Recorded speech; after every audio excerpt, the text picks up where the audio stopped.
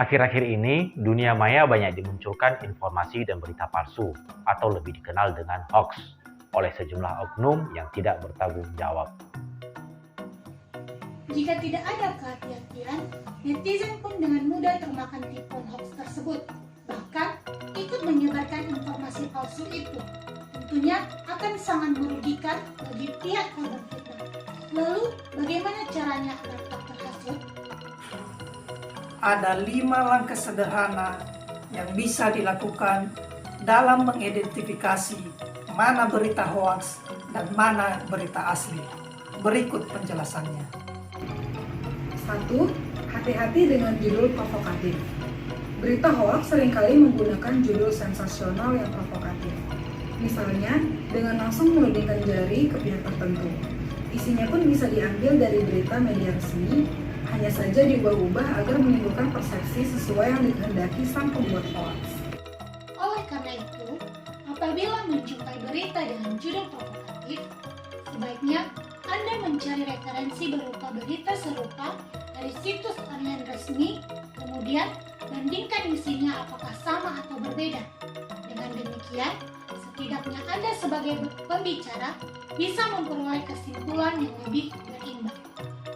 Yang kedua, cermati alamat situs. Untuk informasi yang diperoleh dari website atau mencantumkan link, cermatilah alamat URL situs dimaksud. Apabila berasal dari situs yang belum terverifikasi sebagai institusi pers resmi, misalnya menggunakan domain blog, maka informasinya bisa dibilang meragukan.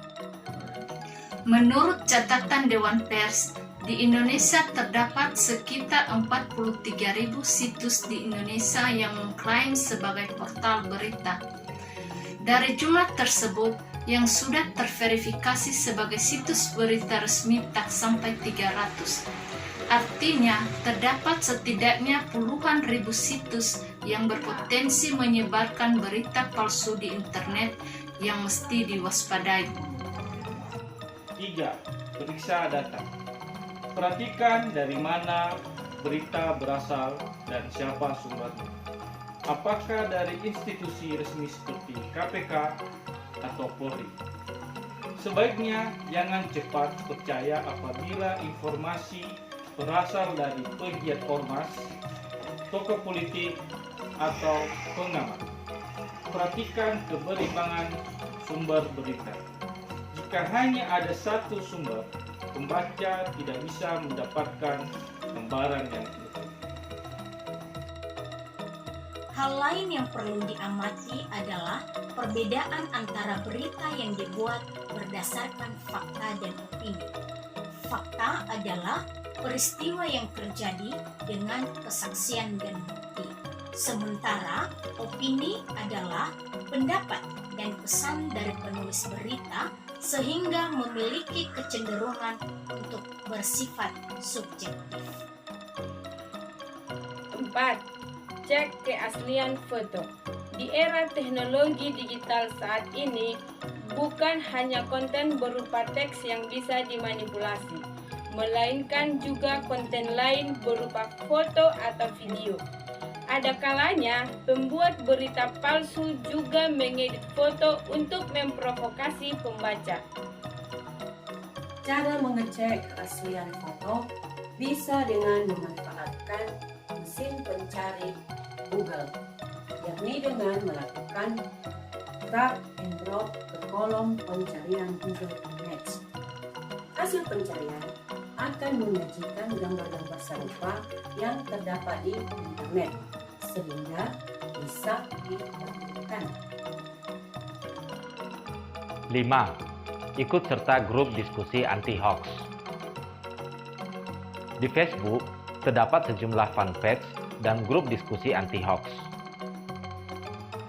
Misalnya, Forum Anti Fitnah, Hasut, dan Hoax, fanpage dan grup Indonesia Hoax Buster, fanpage Indonesia Hoax, dan grup Sekoci.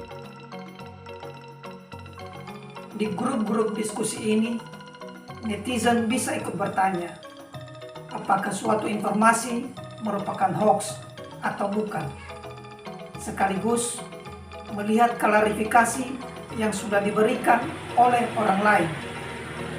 Semua anggota bisa ikut berkontribusi sehingga grup berfungsi layaknya crowdsourcing yang memanfaatkan tenaga banyak orang.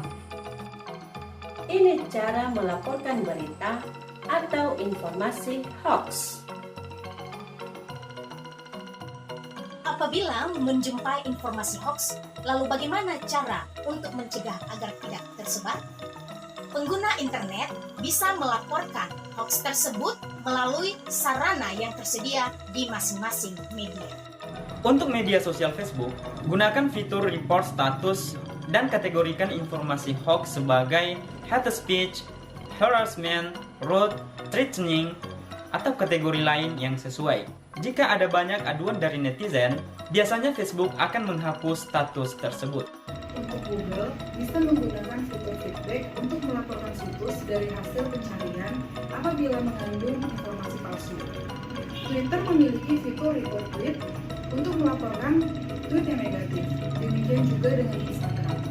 Kemudian, bagi pengguna internet, Anda dapat mengadukan konten negatif ke Kementerian Komunikasi dan Informatika dengan melayangkan email ke alamat aduankonten@mail.kominfo.go.id.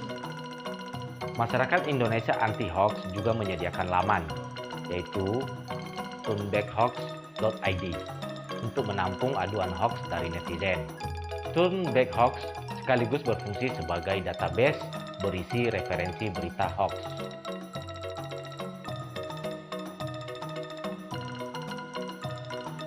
Mulai dari sekarang.